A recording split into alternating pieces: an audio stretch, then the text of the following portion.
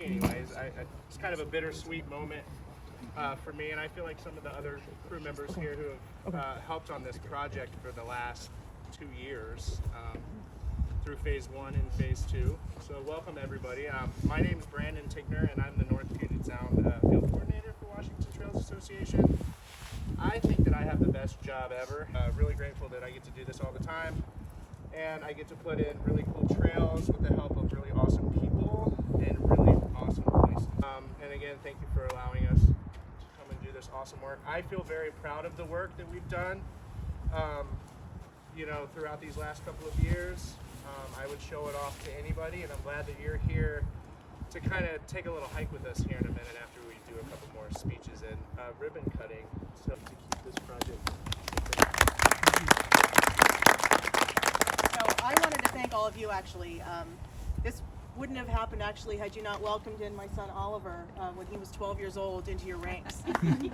So it really is his fault, and your fault for raising him. All the work that you've done over the years and all the other trails, it really seemed to fit with what Woodinville is. Woodinville is a small community, we're an active community, and we've got these beautiful little green spaces that we can do great things with. And it was in March of 2020, before a little disease called COVID-19 shut us all down. And I remember Brandon came to one of our council meetings, and we were all socially distanced, and everybody was just glum. At the time, Deputy Mayor Harris was there as well. We were looking for something to have people look forward to, getting outside, being around other people. And it just seemed to fit that it was Washington Trails, and you guys have really embraced this project. It maybe is not as involved as some further out projects, but if we get people involved in these small communities, we can really get people up into the mountains, and conservation becomes a lot easier. So I want to thank all of you for taking time and coming into our community, and people from within our community, thank you for volunteering your time. This really wouldn't be what it is without you. Are we ready to actually cut it now? Okay. I think so. We can do it. So. Okay. 1, 2, 3.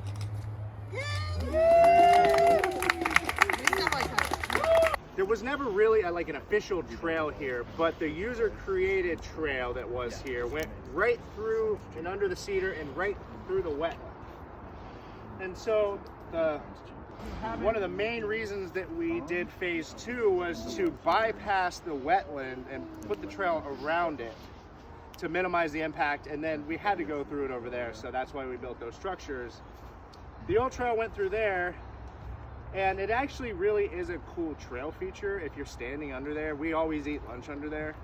And so folks are gonna go there, and so we just built it into the trail as like a little Easter egg, a spot to hang out if you're out here hiking, but the trail doesn't go there anymore.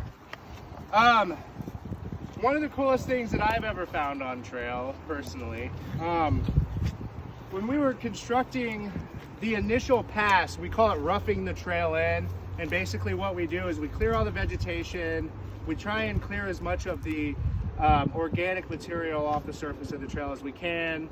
And so through that, we uncovered this. And we uncovered a few other things through here. We spent the morning actually cleaning up a fair amount of trash that we actually exposed through our trail building here. And we tried to minimize the exposure and the impact of the trash. So we only moved what we had to put our trail in. But the original trail alignment was where Jonathan is standing. And we wanted it to go above the tree, but we couldn't because of the trash. The trash pile magically ended right there at the bottom, so we were able to move the trail a little. It's not the ideal alignment, but it's pretty darn close that I don't think it's gonna have a huge impact in the big picture. And so we moved it down, and in that process, we uncovered this. But before we cut all the vegetation away, the only thing that was sticking out was this little bit right here. Oh, wow. And it just looked like a folded up piece of sheet metal. So I was expecting to come through with my gloves on, of course, and just kind of pop it out of the way, easy peasy, let's go.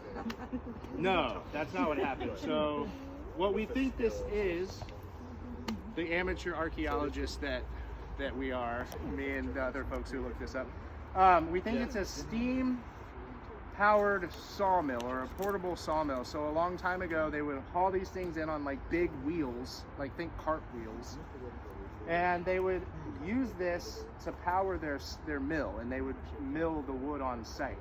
And so this was probably logged at some point, and there's old stumps with the boards and stuff in them still. So it seems like at one time, folks, when they finished a job and you weren't actually going to get more value by carrying this thing out, it actually cost you money, they would just leave it for whatever reason. And so here it is for us to enjoy. It's a pretty cool Easter egg for the trail. You know, hopefully at some point there could be a cool little sign on there that kind of just talks about it a little bit. But yeah, so we built the trail right next to it, built it into the trail. Now it's another trail feature. And I'm pretty stoked actually about the amount of trail features we were able to fit into this like short little trail. So this is kind of this has been a cool thing. A lot of folks are interested in this, and we might do a story about it and things like that. So get a chance. Okay, gang. This is the end of our hike. We'll turn around and hike out that way. If folks want to go back over the projects that we've done, or you can go that way too. I think that way's cooler. But we've stopped here because this was the beginning of phase 2. So when we stopped over at the Cedar, and I said the trail went through the Cedar, it went straight through the wetland, and came up downhill and basically tied in just behind where Kevin is, and where Kevin's daughter is, and it went downhill that way. And so we came in, and that's where we built, this is called a natural surface trail. So natural surface trail, that's where this started. So that's where we started bypassing the wetland, pulled the trail uphill, and built it that way. A couple of really cool things in this area, if you notice, just uphill there's an old truck body, and it says Big Fin Hill Plant Nursery. And so that's part of the reason why we think a lot of that trash is from a plant nursery, because there's a lot of plant nursery garden things there, and then you have the truck. So, you know, amateurs slewed in here, but it seems to make sense to me.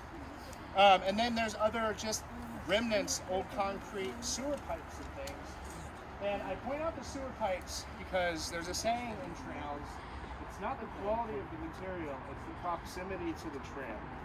And if you've ever done trail work in the middle of nowhere, you know what that means. But basically, just use what you got. You know, if you don't got a lot of rock. Just past Mickey. Hey, Mickey, do you mind walking to where we armored those roots and build up that ramp around the roots there? So sometimes we have to build the trail up, build structures. Where Mickey is going right now, we had to build the trail up to protect those roots. Otherwise, the trail would have been sloped out like this. So we had to use rock and other things to build it up flat. And we didn't have enough. And so we utilized some of that, and we busted it up with our sledgehammers, and we used some of that to make some of these structures here, because that's all we really had, and we needed it so we could protect the roots. And basically, if you're in the wilderness and you do that, it's called a crush pit. So a lot of times we'll crush granite to make gravel. It's pretty much the same thing. So that's what we utilized, and I think it all turned out really well. I'm super proud of this. Like I said, it's bittersweet for me because now we're done, and now we just have to wait for the next awesome project. So if folks haven't been on a WTA work party yet, I would encourage you to sign up. It is awesome. It might change your life, actually, because it did for me. It's a lot of fun. We have a great community. Rick has 1,000 work parties. Bob has 500 something. Mickey, you're getting up there, aren't you? 300 something? 450. They got. I'm a staff member. They all have way more work parties than me. So we have lots of experienced volunteers out here that will get you squared away and have all the knowledge in the world about trails. And then another really cool part about this is that we all come from different backgrounds, and there's not a lot of times to where you'll be with that type of group of people. And so being around all the folks and everyone brings their experiences is something that I really enjoy as well. So the trail work is there, but the community is there, and the fun is definitely